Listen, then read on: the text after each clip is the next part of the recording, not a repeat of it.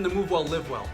We get a number of people that come in here who are in an exercise program or they're started an exercise program and they're doing an exercise called hip abductions, that's abductions, to help strengthen the hip and to provide stabilization of the hip, to prevent a myriad of different things. And so that way when they exercise or go about their daily activities, the hip is stronger for whatever it is they're doing. Well, anyway, this is how you perform it. So here they are. They've been prescribed this. These are hip abductions. And I'm doing it side lying, so it's easy to kind of see. So I'm on my side here, and abduction of the hip is this. Abduction is from the midline away from the body. So from here to here is abduction. Here to here is abduction. However, what we're finding with these folks when they do this exercise, it's a common error, is what they do, instead of lying square sideways like this, they start to rotate backwards a little bit. And if you can see my foot, I'm gonna do this, I'm gonna scooch up a little bit. If you see my foot down here, I'm gonna kind of do this as well. This is common. What they do is they kind of rotate and they bring their toe kind of up, and they're doing it like this. So now their toe is kind of pointed up, and the big hip flexor muscles, which are very, very strong and overactive as they are already anyway, they're the ones that do the movement. And so this is a common error that we see. So I just wanted to make a quick video to point this out, that hip abductions are a great exercise to help strengthen the hip, stabilize the hip, and once the hip is strong and stable, it even transfers all the way down to the knee, the ankle, even back issues can be attributed to problems in the hip. So don't get me wrong, it's a fantastic exercise, hip abductions, great exercise. There's just one major thing that some people are doing wrong. And what we see is, again, just like this.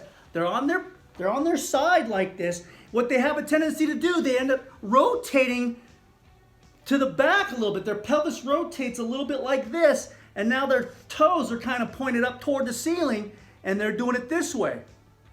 Same thing if they're standing up, because you can do this standing up. If you're standing up, or let's say you have a band between your knees, you have a band hooking your knees together or a band down at your ankles. This is what we commonly see. They'll externally rotate the femur, boom, see? Externally rotate the hip, bam. And you can see my toes are now pointing upward, and then they do them like this, and now the hip flexors, I can really feel my hip flexors. And then my glute back here, there's nothing going on. See this? So, a great cue to fix this is stop pointing your toes upward. So, it's hip abduction, not hip flexion. This is hip flexion, right? Hip flexion with the toes upward is hip flexion. This is hip abduction. So you're laying on your side, nice and square, and you have your toes here. A good cue would be to raise your heel toward the ceiling. See that? Now my foot stays horizontal parallel to the floor as I do this. So raise your heel, and sometimes it can even come inward. Have a relaxed foot as you do this, and you can really feel those hip abductors, the muscles that should be working in through there.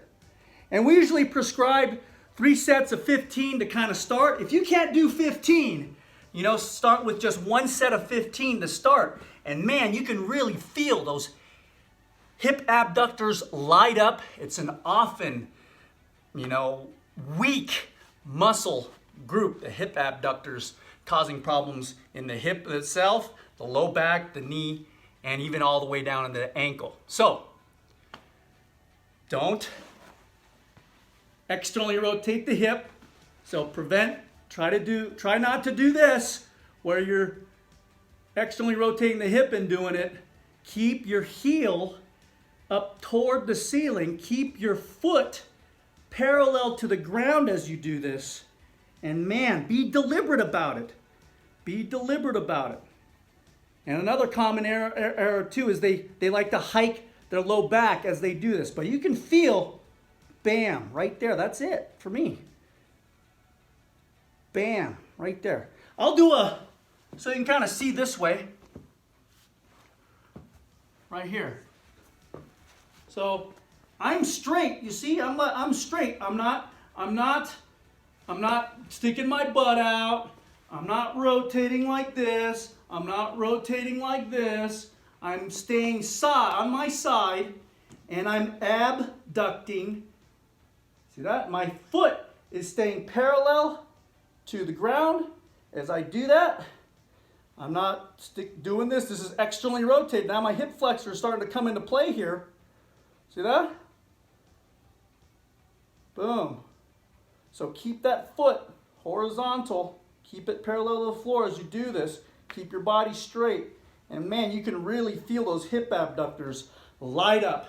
And you're going to make this exercise much more effective to get the muscles that you really want to target versus bringing in the often facilitated, already overactive hip flexors that are much stronger, and it's just gonna continue your problems that you already have.